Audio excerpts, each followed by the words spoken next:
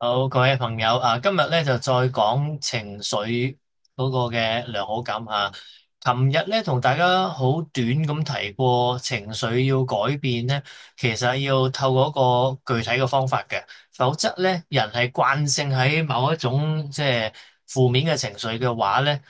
唔可以等時間嘅。好多人話俾佢靜下啦，或者俾佢自己恢復啦，呢個動機固然係好啦。咁但係好多人唔係你俾咗時間佢，佢就識得有一種方法將自己由負面嘅情緒帶翻去正面情緒，所以時間又過咗咯喎。你發覺，咦，點解過咗幾個鐘頭佢仲係咁嘅？甚至可能即係個反應係更加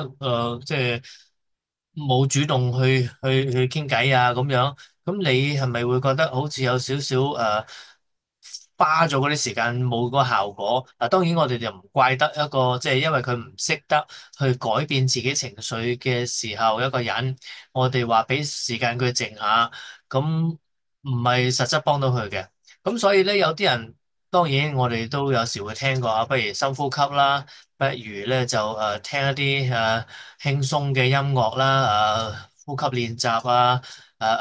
鬆弛肌肉嘅練習啊，或者洗個面啊，飲杯凍水啊，嗱呢啲方法唔係話唔好嘅，咁但係喺我琴日同大家解釋過啦，一個即係打橫嘅一條線嚇，即係一邊就係負面嘅嚇，零就中間，正面嘅情緒就喺另外一邊。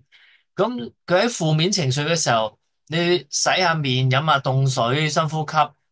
只不過翻去零嘅咋。翻去零嘅話咧，如果冇具體嘅嘢特別幫助佢咧，佢係唔會走咗過去正面情緒嗰邊嘅。咁所以當佢完咗深呼吸啦，面又洗完啦，水又飲完啦。咁諗下諗下咧，咁佢會走翻去負面情緒呢邊嘅喎，咁變咗咧，即係來來回回要做好多次咧。嗱，亦都有啲人係咁噶。如果你有知道過有啲叫強迫症嘅，有啲人舉例啦，有好多種唔同強迫症啦。有啲強迫症嘅人係咁洗手、洗手、洗手，咁佢嗰個當事人佢會講嘅，佢透過洗手呢個動作咧，好似有些少時間俾自己放鬆落嚟嘅。亦都可能係因為佢以前曾經即係有人叫佢你洗個面啦，洗個面又好，洗個手又好，乜都好啦。嗰陣時佢係真係去翻個零度放鬆咗少少，但係佢並未去到正面嗰邊啊。咁所以佢咪成日有個諗法就係，唉，一唔開心或者好緊張焦慮咧，佢係洗手，洗下洗下咧就變咗一個咧唔能夠停落嚟嘅一個。強迫自己透過洗手嚟中和佢嗰啲焦慮情緒啊，咁就變咗強迫症出嚟咯。嗱，當然呢個唔係一個唯一一個即係可能性，我只不過其中有一個咁嘅可能去解釋咧，有啲人透過做一個普通嘅洗手動作，諗住就可以情緒恢復好翻啲，但係又唔會嘅吓，反而佢一唔洗咧，佢又走咗過去焦慮啦。跟住喺焦慮裏邊咧，又要洗手啦，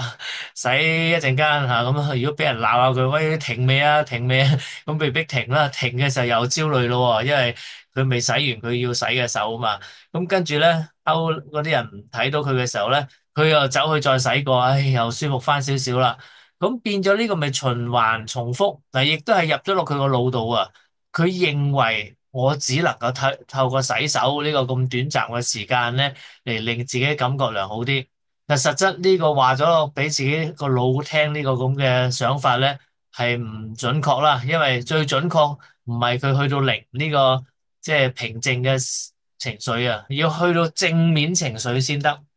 所以我琴日同大家好短提過，亦都有啲人可能真係聽完唔係好知我講乜喎，咁簡單講。咁我今日攞多幾分鐘嚟講下啦。嗱，我發明嗰個快速開心叉電法咧，就係叫人每一日咧用15分鐘快速啊嘛，開心就做15分鐘好開心嘅東西。對我嚟講要好夠力嘅，對人哋嚟講即係每個人做所謂開心嘅嘢係唔同㗎吓。我琴日講咗咧，我係睇笑片啊嘛，有啲人可能係要行街，有啲人係要食嘢，嗱，個個唔同嘅。咁當然亦都唔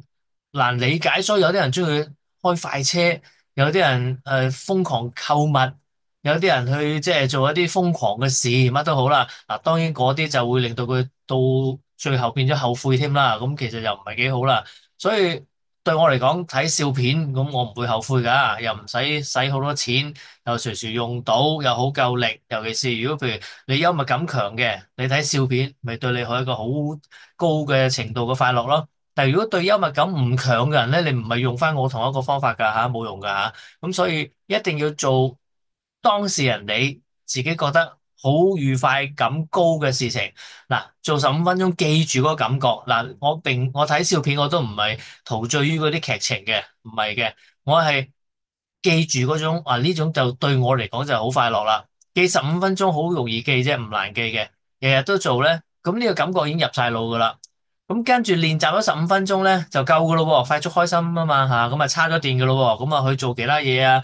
攞啲工作啊、讀書啊出嚟做，一讀書讀到好焦慮、好緊張，咁啊回憶翻啦，就唔使做翻同一樣嘢噶喎，因為你喺負面嗰度啊嘛，一回憶翻咧你就變咗過嚟正面呢邊啦，喺正面呢邊就留喺呢度啦，唔再諗啦，哦舒服翻咯，咁啊繼續做嘢咯，吓做功課、做事情。當做到又好焦慮，有少少唔舒服咧，咁又回憶啦，又變翻過嚟，就係如此這般咧，就運用你平時每日練習得嚟快速開心叉電法嗰個對快樂個記憶，